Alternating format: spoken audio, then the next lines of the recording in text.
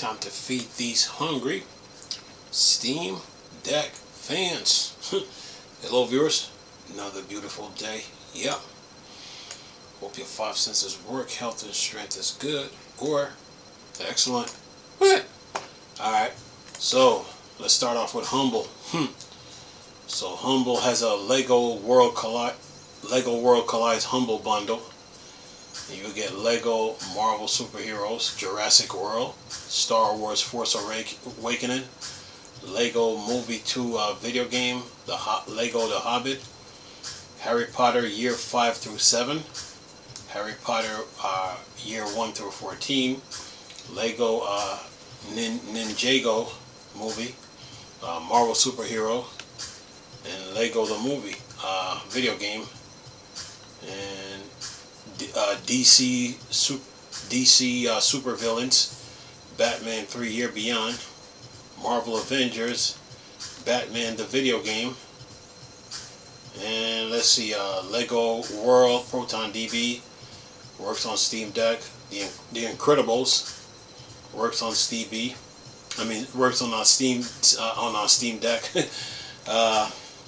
Lego Batman 2 needs GE Proton, and Lego Lord of the Rings needs GE Proton or Proton GE. So these games are Proton DB Platinum, Gold, yeah, and they work on the Steam Deck. But you need your Protons, you know, whether it's Hotfix, Experimental, Proton from Valve, Proton GE and GE Proton. You need all those to play those games. So the Lego Humble bundle, okay? Yeah, check out at Humble store. Yeah. All right. Now, what else we got?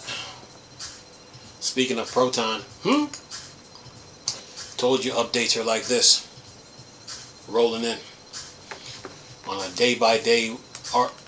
And any given day, any given hour.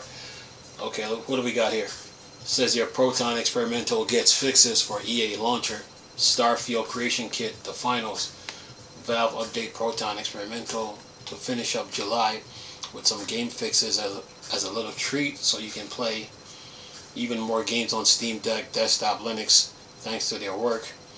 You have July 31st update brings fix connecting with Unreal Insight to game running on their Proton, fix video playback in Spirit Hunters NG, fix customized setups not working during EA Launcher installation, the finals not being playable after a recent game update, font rendering in Shady Brooks, a dark mystery text adventure, a crashing Starfield Creation Kit, fix video quality of live stream episode in Quantum Break, fix artifacts in Yakuza 4 remaster opening video, fix Proton Experimental regression that caused Mafia 2 to crash on launch, fix regression, fix 9.0 regression, controller works again in Sonic Forces, Grid Auto Sport Grid 2 are playable again. And then it says additional, this release pulls in update for VKD3D shaders to make these games now playable too. Metal Slugs, Zombie Gunship Survival, God will be watching. No, Gods will be watching. The Last Blade, yeah. Proton. See, updates are coming in, man. Alright, what else we got? Keep you guys up to date here. Linux hit another all-time high for July 2024 according to a stats counter. Oh, speaking of which, the top 20 games for the month of July. Got to do that too. I keep forgetting about that. Anyway, let's see here. Some good news some good news for you. As according to statistic website StatsCounter, Linux use hits another all-time high July. We've seen it slowly creep up over time, just like we've seen on Steam survey for July 2024, they're showing Linux at 4.45, which is the highest they've ever had it. And here's how things looked over the last year. July 3.1, 3.12, 3.18 for August, 3.02 for September, 2.92 October, 3.22 November, 3.82 December, January 3.77, February 4.03, March 4.05, April 3.88, May 2.77, June 4.05, and July 4.45. Alright, that's stats counter for you.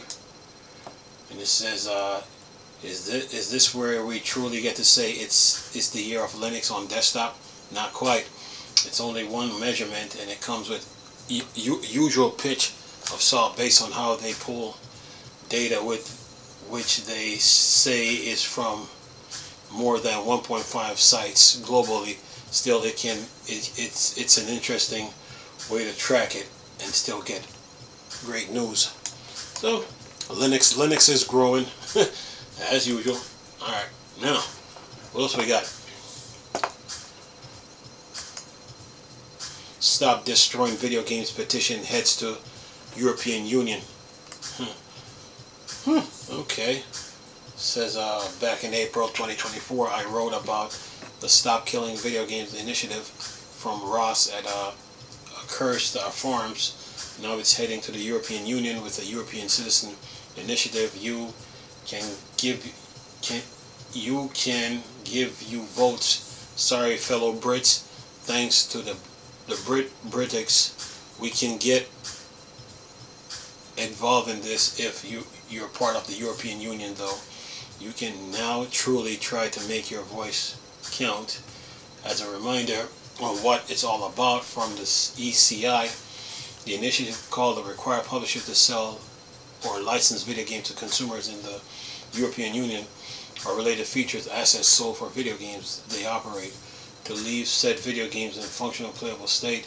Specifically, the initiative seeks to prevent remote disabling of video games by publishers before providing reasonable means to continue functioning of said video game without involvement from the side of the publisher. The initiative does not seek to acquire ownership of said video game, associate intellectual rights, or monetization rights. Neither does it expect the publisher to provide resource for the said video game once they discontinue it, while leaving it in a reasonable, functional, playable state. And it says it's worthy cause because some publishers do have a habit of shutting down games when they move on, leaving players with nothing to show for it, even though they paid for it. Games that contain single-player element, especially, always have an option to let you continue on. It's a bit more complicated for online-only games, for those that have microtransaction battle passes, but still you're often spending a whole lot of your money being left without nothing. So basically what this is talking about is like, okay, let's say you have a live service game, they decide to pull it offline and you have no way of playing it. What this is doing is just trying to stop that. Okay, the developers, the publishers, they can shut the game down, but they have to give the players ways to play the game without the live service being involved once the game is shut down. Okay? Yeah. Anyway, all right, let me keep going here. Star Wars Bounty Hunter has launch in Steam Deck verified. Star Wars. Okay, says here Star Wars Bounty Hunter has launched and Steam Deck verified. Seems like Aspire Media actually did a pretty good job on this one, with Star Wars Bounty Hunter now available on GOG and Steam. Early report from Steam reviews are giving it a very positive rating. A pretty stark comparison to the mess that was Star Wars Battlefront Classic Collection at launch, which is still at mostly negative on Steam. Nice to see a remaster like this get hit the mark. Become the most feared bounty hunter in the galaxy As Jango Fett, you have to jump in the jetpack, climb, and maneuver in this iconic action adventure. Featured a variety of visual improvements in platform, as well as Steam Deck support and a number of DualSense controller features for PlayStation 5 players. Oh yeah, Fanatical GOG Steam Star Wars Bounty Hunter Steam Deck verified. Alright, what else we got? Okay, what's this one? Let's see, real-time air traffic control sim Mini Airway is out now and will keep you on your toes. Says here, while I initially thought would be a bit of like Mini Motorways, Mini Metro, it's similar only really in style and name, but Mini Airway is a different and challenging beast that will keep you undivided attention. Note, provided by developer Cheeky Pinch and the namely style Dinosaur Polo Club. CC Games and Aerobit have crafted something truly quite interesting here. You're an air traffic controller directing planes around each map, starting off nice and slow. Complexity builds up carefully but quickly really pulls your interest in. While the presentation is very much like Motorways and Metro, here you have more direct control. Instead of placing lines and constantly between points, you're clicking and dragging planes to specific angles or towards specific points and hoping you don't cause your name to enter the newspaper as the worst air traffic controller in history, as you smashed planes together like a child's toy. Okay, so available with native Linux support. Yeah, this game is called Mini Airways. Yeah, they said once you've directed planes to a landing site, you need to place it down again from the button from the bottom bar on the runway to get it to take off. This is where you have to direct it to the correct colored point. As you progress on a map, it will gradually zoom out, revealing more colored points to direct takeoff planes towards, and it will continually throw more planes to deal with you at. This gets a little complicated when you get numerous of planes flying towards points. Wanting to land to take off, you've got a lot of timing right, but there's plenty of space left errors and being able to quickly click and drag and to divert planes in any direction. Make it pretty easy to do so. The interface actually are wonderful, clear on all controls. Part of what makes it tricky getting it planes lined up. You can't just click a plane halfway across the map to a runway because they may not have the angle needed from that position.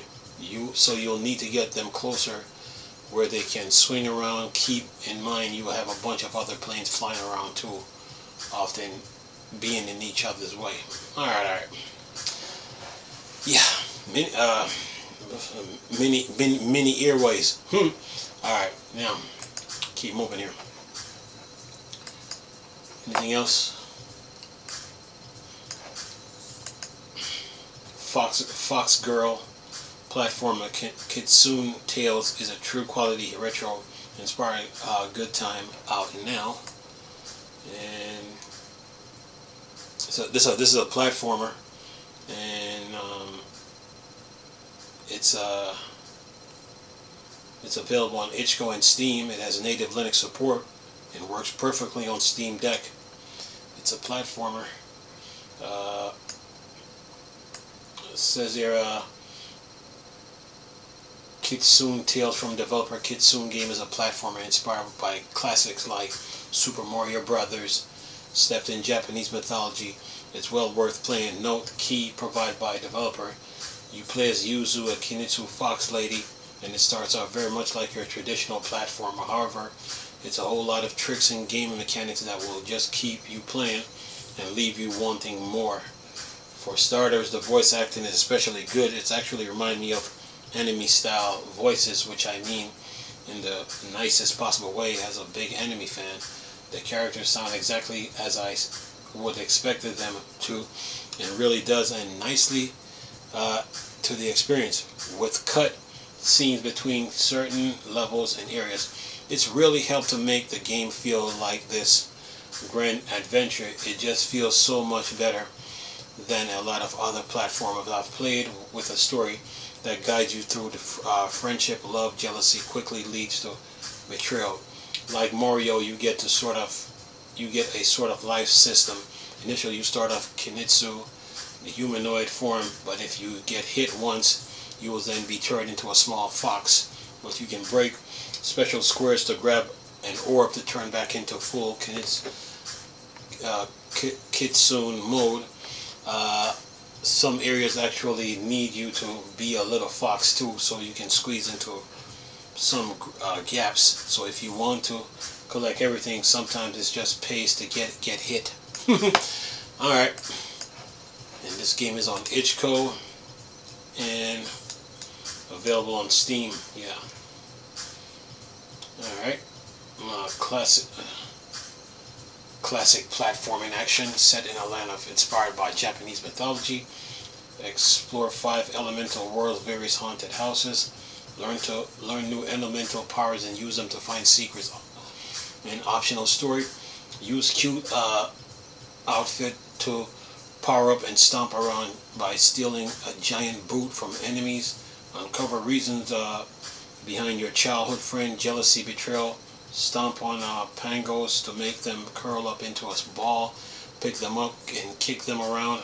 Carry light through haunted house. Reveal secret doors and ward off ghosts. Unlock and play over half a dozen mini games for crash and power up. Struggling, buy more power ups at the shop, or change play style for an instant revive. Play through the bonus world after rolling credits. And prove you got what it takes to beat the Keizo level. Optional true life to CRT filter maximum nostalgia. Make custom levels using mature open source code tools. Create and play custom minigame using Luna scripting and developer used. Alright, and that's Kitsune, itch.co, Steam, native Linux support, and it works on Steam Deck. So you guys are good. News, deals, games, update. The usual. You guys are good, man. Got you guys covered. Anyway, if I find anything else, I'll let you know. Hope you guys enjoyed the video. Nice talking to you people again. Chris, still a Star Wars and Star Trek thing. Or Dark Side. Go. Peace.